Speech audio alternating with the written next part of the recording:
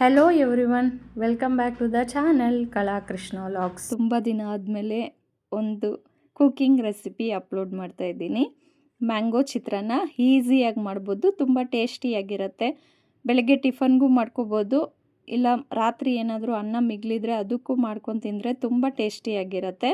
ಹಾಗಾದರೆ ಬನ್ನಿ ಮಾಡುವ ವಿಧಾನ, ಬೇಕಾಗುವ ಪದಾರ್ಥಗಳು ನೋಡೋಣ. ಒಂದು ತೋತಾಪುರಿ ಮ್ಯಾಂಗೋ ತಗೊಂಡು ಚೆನ್ನಾಗಿ ತೊಳ್ಕೊಂಡು ಸಿಪ್ಪೆ ತೆಗೆದುಬಿಟ್ಟು ತುರಿದು ಇಟ್ಕೊಂಡಿದ್ದೀನಿ. ಇನ್ನೊಂದು ಸೈಡು ಬಾಣಲಿಗೆ ಇಟ್ಕೊಂಡು ಎಣ್ಣೆ ಬಿಸಿ ಆದಮೇಲೆ ಕಡಲೆ ಬೀಜ ಸಾಸಿವೆ ಸೇರಿಸ್ಕೊಂಡು ಚಿಟಪಟ ಅಂತ ಬಂದಮೇಲೆ ಕಡಲೆಬೇಳೆ ಉದ್ದಿನಬೇಳೆ ಸೇರಿಸ್ಕೊಂಡು ಒಂದು ಸ್ವಲ್ಪ ಕೆಂಪು ಬಣ್ಣ ಬರೋವರೆಗೂ ಬೇಳೆ ಹುರ್ಕೊಂಡಾದ್ಮೇಲೆ ಈಗ ಒಂದು ಈರುಳ್ಳಿ, ಒಂದು 5-6 ಮೆಣಸಿನ್ಕಾಯಿ, ಕರ್ಬೇ ಸೊಪ್ಪು ಕಟ್ ಮಾಡಿ ಸೇರಿಸ್ಕೊತಾ ಇದ್ದೀನಿ. ಇದು ಒಂದು 5 ಸೆಕೆಂಡ್ ಫ್ರೈ ಆಗಬೇಕು. ಈಗ ರುಚಿಗೆ ತಕ್ಕಷ್ಟು ಉಪ್ಪು ಸೇರಿಸ್ಕೊಂಡ್ರೆ ಬೇಗ ಈರುಳ್ಳಿ ಫ್ರೈ ಆಗುತ್ತೆ. ನಾನು 1 ಚಮಚ ಉಪ್ಪು ಸೇರಿಸ್ಕೊತಾ ಇದ್ದೀನಿ. ಒಂದು ಮ್ಯಾಂಗೋಗೆ 1 ಚಮಚ ಉಪ್ಪು ಸರೋಗುತ್ತೆ. ಉಪ್ಪು ನೋಡಿ ಸೇರಿಸ್ಕೊಳ್ಳಿ, ನಿಮಗೆ ಎಷ್ಟು ಬೇಕೋ ಅಷ್ಟು. ಇದು ಸ್ವಲ್ಪ ಫ್ರೈ ಆದಮೇಲೆ 1 ಚಿಟಿಕೆ ಅರಿಶಿಣ ಎಣ್ಣೆಯಲ್ಲೇ ಹಾಕಿ ಚೆನ್ನಾಗಿ ಫ್ರೈ ಮಾಡಿಕೊಂಡು ಈಗ ತುರ್ಕೊಂಡಿರೋ ಮ್ಯಾಂಗೋ ಸೇರಿಸ್ಕೊತಾ ಇದ್ದೀನಿ. ನಾನು ತೋತಾಪುರಿ ಮ್ಯಾಂಗೋ ತೊಗೊಂಡಿದ್ದೀನಿ.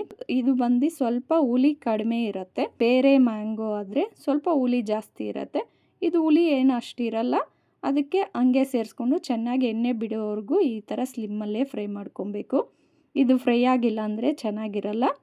ಈ ಥರ ಎಣ್ಣೆ ಬಿಡೋವರೆಗೂ ಚೆನ್ನಾಗಿ ಫ್ರೈ ಮಾಡ್ಕೊಬೇಕು. ಈಗ ನೋಡ್ಕೊಳ್ಳಿ, ಉಪ್ಪು ಸರೋಗಿಲ್ಲ ಅಂದರೆ ಈ ಟೈಮಲ್ಲಿ ಸ್ವಲ್ಪ ಉಪ್ಪು ಸೇರಿಸ್ಕೋಬೋದು. ನನಗೆ ಸರೋಗಿತ್ತು ಅಂತ ನಾನೇನು ಸೇರಿಸಿಲ್ಲ. ನೋಡಿ, ಈ ಥರ ತಳ ಬಿಡಬೇಕು.